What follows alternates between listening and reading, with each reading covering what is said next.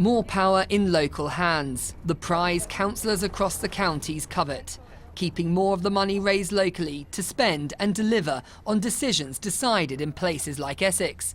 We've joined Graham Butland on his journey to Manchester. He's one of the main players working at creating a combined Essex authority to serve nearly 2 million people.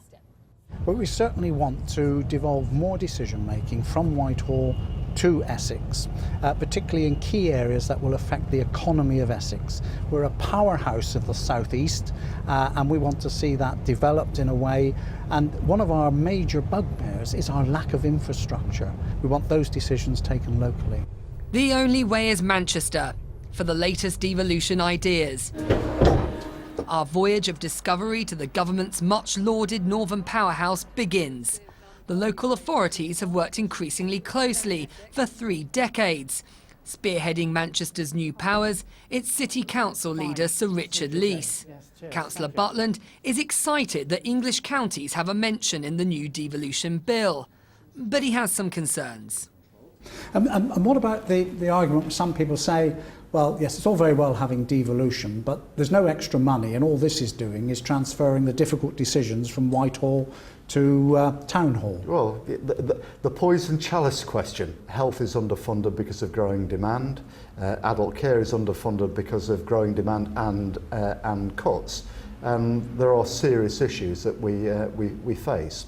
Devolution won't solve those issues. It means we will be able to do better with the money we've got. If there are difficult decisions to be made, the question is, who would you rather be making those difficult decisions, and where would you rather them being made? And I think we're very clear in Greater Manchester that we will have difficult decisions, but we'd rather we were making those decisions in Greater Manchester rather than being made by civil servants somewhere else in the country.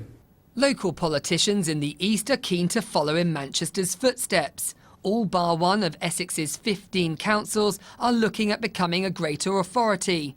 Suffolk is part of a rural devolution pilot, and Milton Keynes and Cambridge are in the early stages of getting a city deal. Councils already run museums, libraries and have power over planning. But here in Manchester, authorities are coming together to get an elected mayor who will oversee a budget of billions. It means decisions will be made here over the welfare to work programme, housing, transport, policing and possibly the biggest prize of all, health. Greater Manchester's politicians and clinicians will get full control of the region's health and care budget next year, with Manchester having already opened the door to 7-day GP surgeries for over a year now. This has helped local health providers work more closely. While we're developing all these things, we're starting to develop interpersonal relationships, working much more closely with people from social care, crossing the divide, understanding each other's points of views.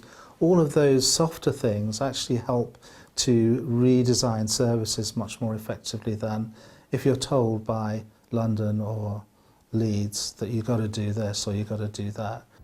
So can the more politically complex county of Essex emulate Manchester's model? I don't think we should underestimate the challenge that it will be for us in Essex, but there is a real prize at the end of the day for council taxpayers and the communities in Essex.